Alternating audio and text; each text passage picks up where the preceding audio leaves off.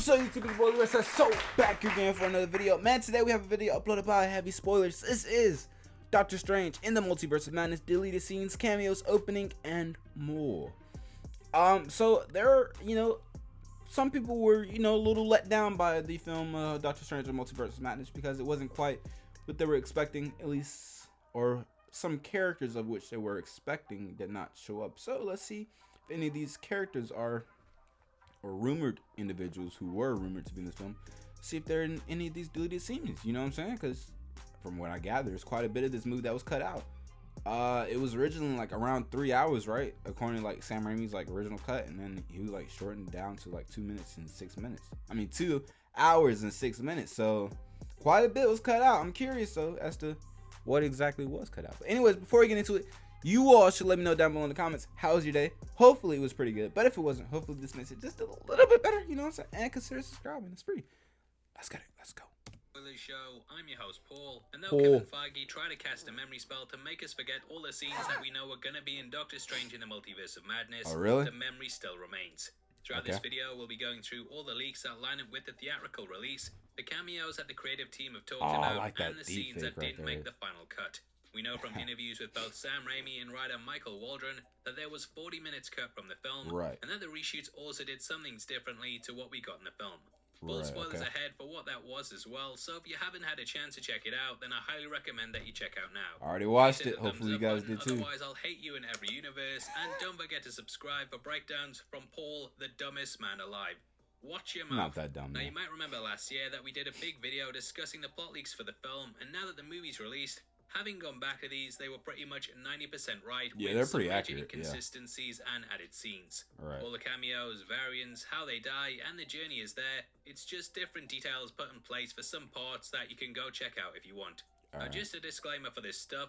In the build-up to a movie, it's actually not considered fair use to report on leaks that you know to be true, which is why a lot of plot leak videos tend to have people saying, "This apparently happens," rumor has it, and so on. If you say that things should be taken with a grain of salt, you're normally in the clear, which is why a lot of my videos that turn out to be true still have this kind of language in them. Gotcha. Now that the that film makes is out, sense. though, I can say I know for definite there was a scene with Mordo in it in which he went to visit Wanda at the start of the movie.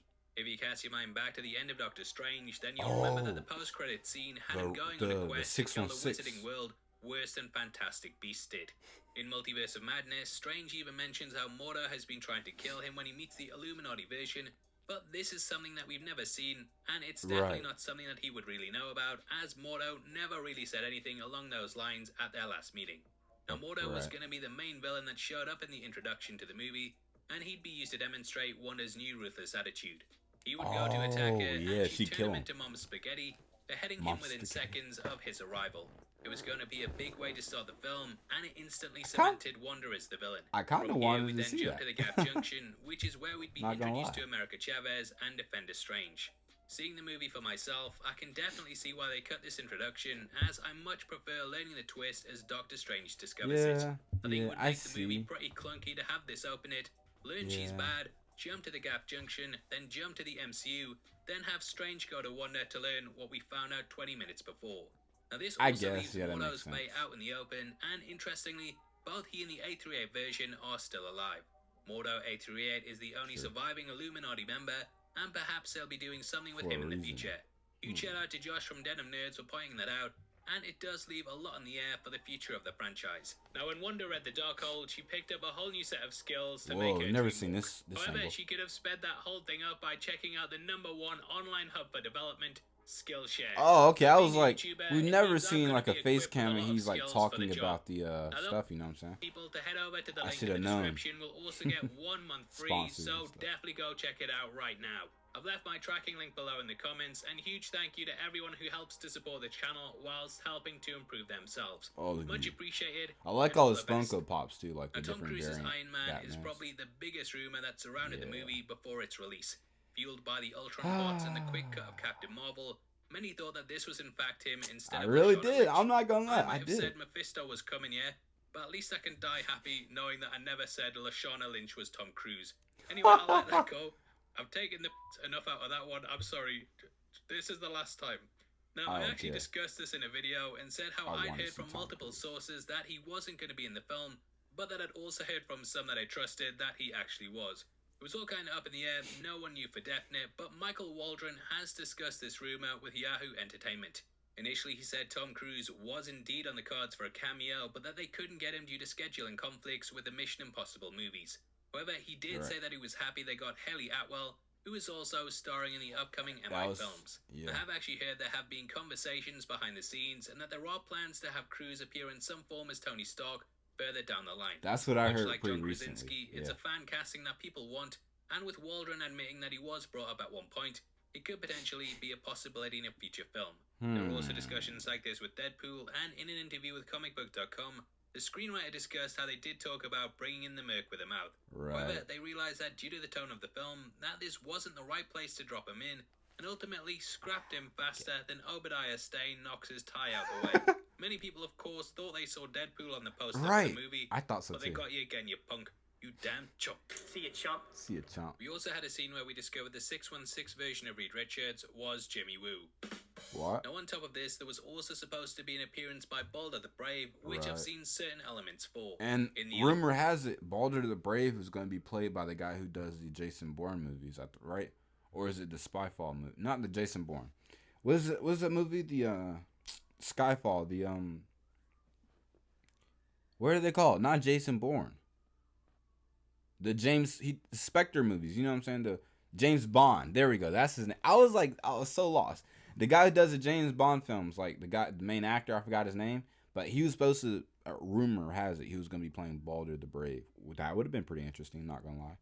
Illuminati scene, we of course saw that there were 6 chairs and a space for Professor X. Balder was originally supposed to be the 7th member, but this has now kind of been brushed to the side, with the empty chair being chalked up to belonging to Supreme Strange. Gotcha. However, Mordo overtook his position, and this is because he wasn't in the Illuminati beforehand, which is why he didn't appear on Titan along with the rest of the group. During the fight with Wanda, Balder was going to be talked into ending his own life by the witch, but this was apparently taken out so that the focus for this could be given to Black Bolt. Again, it's probably the better way to do things, and there's already enough Illuminati members as it is, so I can't see why they removed things for the final cut. This is a similar situation to Captain Marvel, who was originally supposed to appear at the end of Age of Ultron. I remember that. Scenes for this with a stand-in, but they were removed for the final cut. Now today there was a report from Deadline which said that Daniel Craig was originally supposed to be playing Reed Richards. However, my sources told me about 6 months ago that he was actually playing Balder the Brave, and they sent some photos of props across as evidence. I think Craig as Balder, aka Thor's brother, makes way more sense, and recently when stuff was cut, my sources said they couldn't understand why this was, as he's such a big name. However, apparently Craig dropping out was due to a spike in pandemic cases, so I think that's why he was removed and also replaced.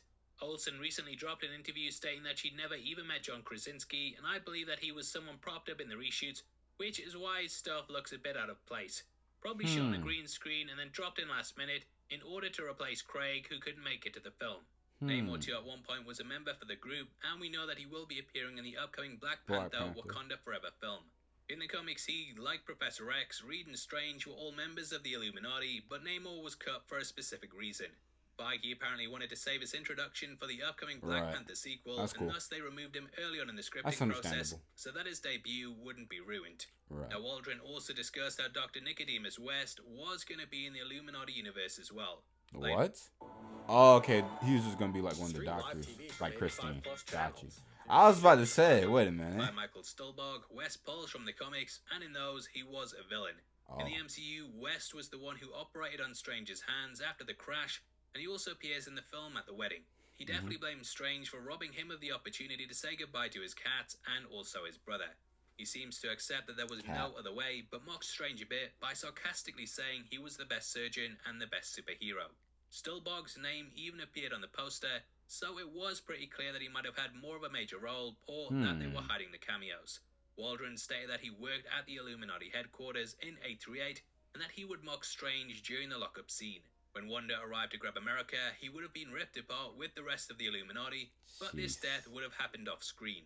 Waldron said that he died like Samuel L. Jackson in Jurassic Park and not like in Deep Blue Sea, though he said that would have been amazing. Now, much like how Jackson's Ray is killed off-screen by a velociraptor, only for a body part to show up later on, Wes was going to be killed by Wanda, and as Christine and America fled to an elevator, the door would open and his head would roll out of it. Oh Pretty my gory, god. I'd love to have seen this scene, but Yeah, that would have been unfortunately, crazy. it's now on the cutting room floor along with West's head. Man. Now, upon I can't wait to arriving see at these Mordo's, deleted to be scenes, fair, like now, some of upon them. arriving at Comatage, we get a whole host of new characters, including Rintra and Sarah. Right. These aren't really expanded upon all that much in the film, and if you don't know what comics they pulled from, you'd probably be like, giant Minotaur walking around, weird. Now, there are Funko Pops for them, even though they'd probably get about 2 minutes of screen time combined. Just about. That's because the pair had much more expanded roles originally, and Sarah was actually teased at being a love interest for Wong. We do somewhat get a nod towards this, as it seems like the pair could be a bit close, but any romantic feelings between them is completely skipped over.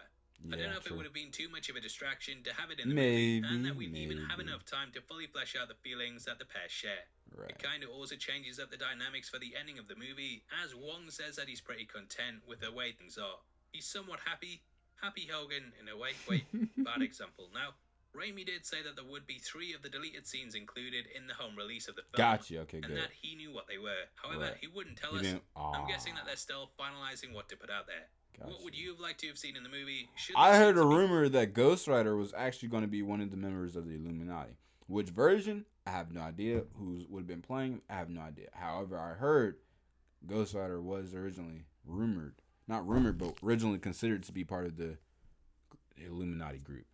That's bothering me. But yeah. Being kept. That would have been cool. And let me know. We are in a competition right now and giving away 3 copies of Spider-Man No Way Home on the 15th of May.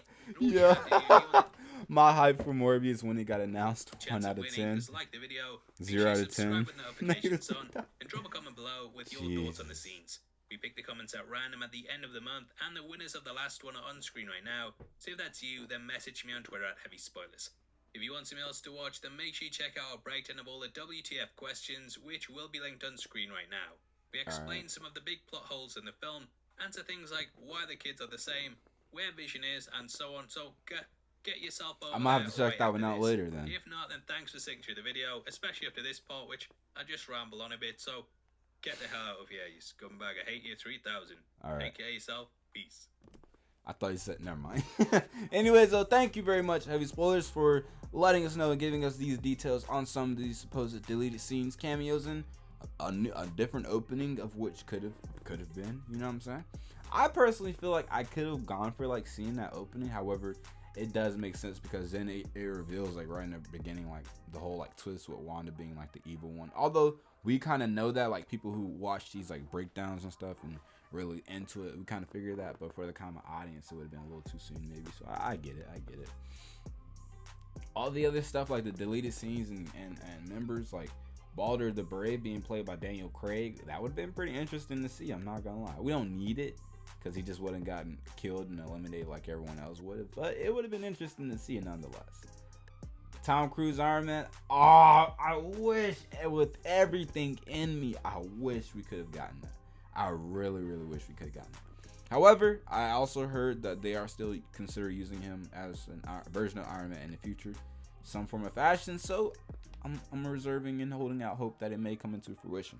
Anyways, though, y'all let me know down below in the comments what your thoughts are. Make sure you like, comment, share, and subscribe. Make sure you also go to Heavy Spoilers channel. Make sure you like, comment, share, subscribe, turn on notifications when he posts. Come back over here, do the same thing. Follow me on Twitch, follow me on YouTube. You can also follow me on Instagram at LeroSetso. Same YouTube channel. That being said, peace.